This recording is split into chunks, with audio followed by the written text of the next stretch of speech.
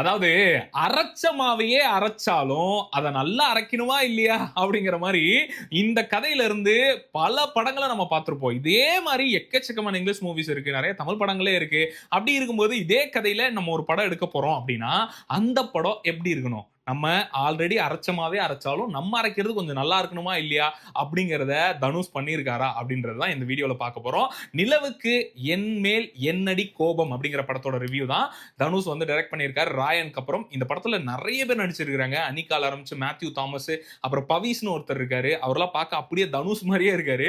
So இந்த படத்தோட detail review, மியூசிக்ல இருந்து நடிச்சவங்க வரைக்கும் எங்கெங்கெல்லாம் ஒரு சில இது ஒர்க் அவுட் ஆகல, எங்கெங்கெல்லாம் அந்த படம் எனக்கு ரொம்ப கனெக்ட் ஆச்சு அப்படிங்கறது எல்லாத்தையும் பேச போறோம். அதுக்கு முன்னாடி நம்ம சேனல் இப்பதான் பாக்குறீங்க, மூவி சம்பந்தமா நிறைய விஷயங்கள் தெரிஞ்சுக்கணும்னு நினைச்சீங்கன்னா நம்ம சேனலை சப்ஸ்கிரைப் பண்ணி உங்களோட அன்பு ஆதரவு கொடுங்க. அடுத்தடுத்து நிறைய ரிவ்யூஸும், அடுத்தடுத்து நிறைய hidden fact and unknown fact, நிறைய சீக்ரெட்ஸ், பயோபிக் சம்பந்தமான விஷயங்கள்லாம் நம்ம வீடியோஸ் போட்டுட்டு இருக்கோம். அந்த வீடியோஸையும் செக் பண்ணுங்க. ஓகே, இப்போ வாங்க நம்ம தனுஷ் சாரோட டைரக்ஷன்ல வந்த நிலவுக்கு என் மேல் என்னடி கோபம் படத்தை பத்தி பார்ப்போம். ஃபர்ஸ்ட் ஆஃப் ஆல் இந்த படத்தை பத்தின ஒரு ஓவர் வியூ சொல்லிடுறேன். கதையெல்லாம் நான் சொல்ல போறது கிடையாது, அதை போய் தியேட்டர்ல எக்ஸ்பீரியன்ஸ் பண்ணுங்க. ஓவர் வியூ எனக்கு என்ன இருந்துச்சு, என்னோட எக்ஸ்பீரியன்ஸ் எப்படி இருந்துச்சு அப்படிங்கறத சொல்றேன். ஃபர்ஸ்ட் ஆஃப் ஆல் இந்த படத்தோட ட்ரெய்லர் பார்க்கும்போதும், ட்ரீசர் பார்க்கும்போதும், நிறைய ப்ரொமோஷனல் ஆக்டிவிட்டிஸ் பார்க்கும்போதும் அவங்களே ஒரு விஷயம் சொல்லியிருந்தாங்க, ஒரு யூஸ்ஃபுல்லான லவ் ஸ்டோரி தான் அப்படின்னு சொல்லிட்டு. அங்கவே நமக்கு ஒரு மைண்ட் செட் ஆயிருச்சு. ஓகே, இது ஒரு நார்மலான கதையா தான் இருக்க போது, நம்ம பெருசா எதுவும் எதிர்பார்க்க வேணாம், ட்விஸ்ட் கிஸ்ட்லாம் இருக்காது. அதுலயும் தனுஷ் சாரே வந்து சொல்லியிருப்பாரு அந்த எண்டுல, வந்து சந்தோஷமா வாங்க, ஹாப்பியா போங்க அப்படிங்கிற மாதிரி. அது கரெக்டா சொல்லியிருக்கேன்னு தெரியல, அந்த சீனை வச்சுக்கங்கப்பா. ஸோ அந்த மாதிரி தான் இந்த படம் இருந்துச்சான்னு கேட்டா எஸ், 80% 85% அப்படிதான் இருந்தது. அந்த 15% என்னப்பா அப்படின்னு கேட்டீங்கன்னா அது நான் சொல்றேன் என்னன்னு சொல்லிட்டு. இந்த 85%மே ரொம்ப ஃபன்னா, ரொம்ப ஒரு மாதிரி ஒரு ஃபீல் குட் படம் பார்த்துட்டு வந்த ஒரு ஃபீல் இருந்தது. ரொம்ப திருப்தியான ஒரு படம், எந்த ஒரு எதிர்பார்ப்பும் இல்லாமல் போனா. நீங்க அது இதுன்னு எதிர்பார்த்து போனீங்கன்னா மேபி உங்களுக்கு டிசப்பாயிண்ட் பண்ண வாய்ப்பு இருக்கு. பட் ரொம்ப சில்லா ஒரு படம் பார்க்கலாம் அப்படின்னு சொல்லிட்டு நீங்க ஃபேமிலியோட ஃப்ரெண்ட்ஸோட போறீங்கன்னா கண்டிப்பா என்ஜாய் பண்ணுவீங்க. அதுலயும் முக்கியமா மேத்யூ தாமஸ் ஹீரோவோட சேர்ந்து இருக்கிற காம்பினேஷன் வந்து அவ்வளோ சூப்பரா இருக்கு. இன்ஃபேக்ட் ஒரு கட்டத்துக்கு மேல பவிஸ் மேல எனக்கு கான்சென்ட்ரேஷன் விழுகிறத விட எனக்கு வந்து மேத்யூ தாமஸோட கேரக்டர் மேல தான் பயங்கரமான கான்சென்ட்ரேஷன் இருந்தது. ஏன்னா அவ்வளோ ஃபன்னா இருந்தது. சில ஆக்டிவிட்டிஸும் சில டயலாக்ஸும் ரொம்ப ஃபன்னா, அவ்வளோ என்ஜாய் பண்ணி பார்த்தேன். ஸோ இந்த படம் வந்து பாத்தீங்கன்னா ஒரு ஒரு ஒன்லைன் நான் சொல்றேன். ஒரு லவ் ஃபெயிலியர் ஆயிருக்கும். அந்த லவ் ஃபெயிலியர் ஆன ஒருத்தர் வந்து அதுல இருந்து வெளியே வர முடியாம தவிச்சிட்டு இருக்கும்போதே கல்யாணத்தை பத்தி பேசுவாங்க. அப்ப அந்த பொண்ணை மீட் பண்ண போகும்போது அவரோட எக்ஸ் கேர்ள் ஃப்ரெண்டுக்கு வந்து கல்யாணங்கிறது தெரிய வருது. அங்க போவாங்க, அங்க நடக்கிற விஷயங்கள் எல்லாமே அப்படியே வரிசையா வரணும் வைங்களேன். இது ஒன்லைன் தான், இதுவே கதையா கூட இருக்கலாம். மேபி விடுங்க, சரி என்னமோ ஒண்ணு, இதுதான் இப்படிதான் இருக்கும். ஆனா அதுக்குள்ள நடக்கிற ஒரு ரோலர் கோஸ்டர் கதை, ஒரு ஃபன்னு, ஒரு ஒரு சென்டிமெண்டல் எல்லாமே வந்து இருக்கும். சரத்குமார் சார் வேற ஒரு அப்பாவா நடிச்சிருப்பாப்புன்னு வைங்களேன். இந்த படத்துல நடிச்சவங்க புதுமுகங்கள் நிறைய இருந்தாலும் நிறைய எக்ஸ்பீரியன்ஸான ஆட்களும் உண்டு. அதுல முக்கியமா சரத்குமார் சார் வந்து ஒரு சூப்பரான ஒரு டேடி ரோல் பண்ணியிருப்பாப்ல. அது ரொம்ப பிளசண்டா அவர் கொடுத்த ரோல்ல அவர் என்ன பண்ண முடியுமோ அதை பண்ணியிருக்கிறாரு. முக்கியமா பவிஸ் தான் இதோட மெயின் லீடுங்கிறனால எனக்கு இன்னொரு விஷயத்தை இதுல ஆட் பண்ணணும்னு நினைக்கிறேன். தனுஷ் சாரை அப்படியே உரிச்சு வச்சிருக்கிறாரு. இன்னைக்கு வந்து தனுஷ் சார் வந்து இளையராஜாவோட பயோபிக் பண்றாரு. ஆனா தனுஷ் சாரோட பயோபிக் பண்ணணும்னா இந்த பவிஸை யூஸ் பண்ணலாம். அப்படி அவ்வளோ வந்து அக்யூரேட்டா இருக்கிறாரு. நடக்கிறது கூட சில நேரங்கள்ல அப்படி இருக்கு. டயலாக் டெலிவரியா இருக்கட்டும், அந்த மூஞ்சி இப்படி வச்சுட்டு ஒரு மாதிரி பாக்குறதா இருக்கட்டும், எல்லாமே அந்த மாதிரியே ஃபீல் ஆகுது. மேபி அவரோட ஜெராக்ஸ் மாதிரி கூட இருக்கலாம். டைரக்ஷன்லயுமே இந்த கதையில தனுஷ் சார் நடிச்சிருந்தா எப்படி இருக்கும் நமக்கு ஃபீல் பண்ற மாதிரி ஒரு சில இடங்கள்ல அவரோட ஆக்டிங் இருக்கு.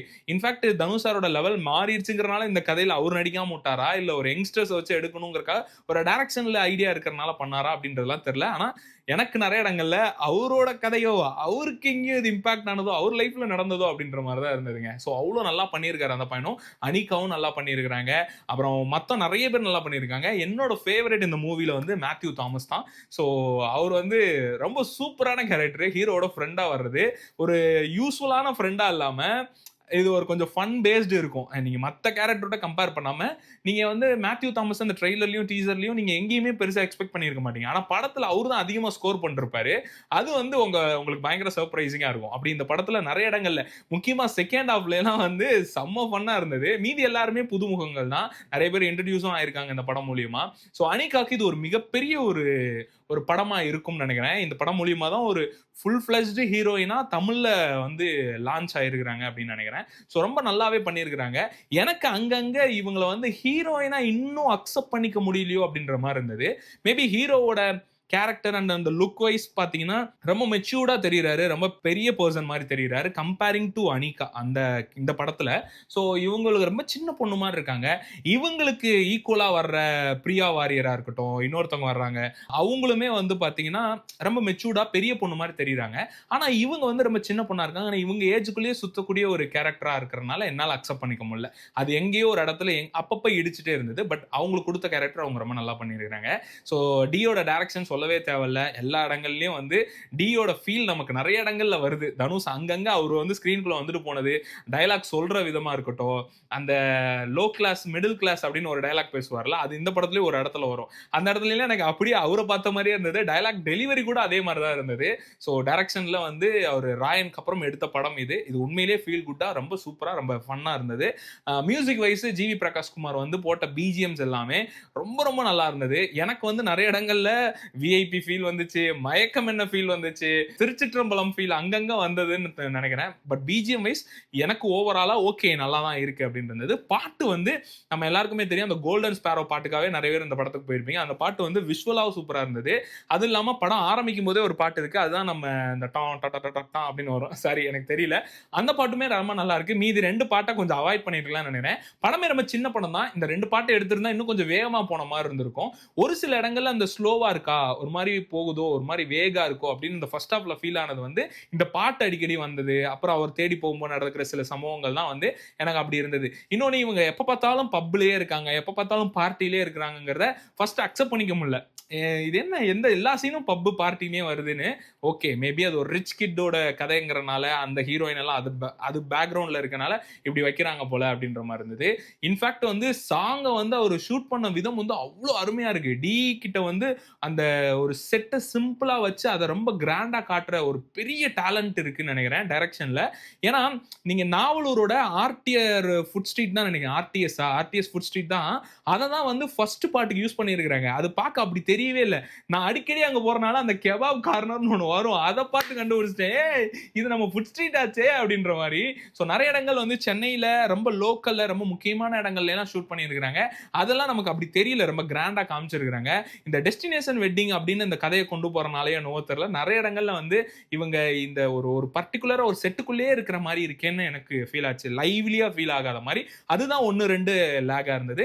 அண்ட் தென் லென்த்துமே இவங்க பேசிக்கிறது கொஞ்சம் போறது வரதெல்லாம் அப்படியே பேட்சா இருந்த மாதிரி எனக்கு ஃபீல் ஆச்சு. மற்றவங்களுக்கு எப்படின்னு தெரியல. ஸோ ஒரு சில இது விஷயங்கள் எல்லாம் விட்டுட்டா மீதி எல்லா இடங்கள்லயும் படங்கள் வந்து நிறைய இடங்கள்ல கவுண்டர் கொடுத்து ரொம்ப ஃபன்னாவும் ரொம்ப ஜாலியாகவும் செம்ம ஃபன்னா ஒரு மாதிரி ஒரு ஃபீல் குட் மூவி பார்த்த மாதிரி இருந்தது.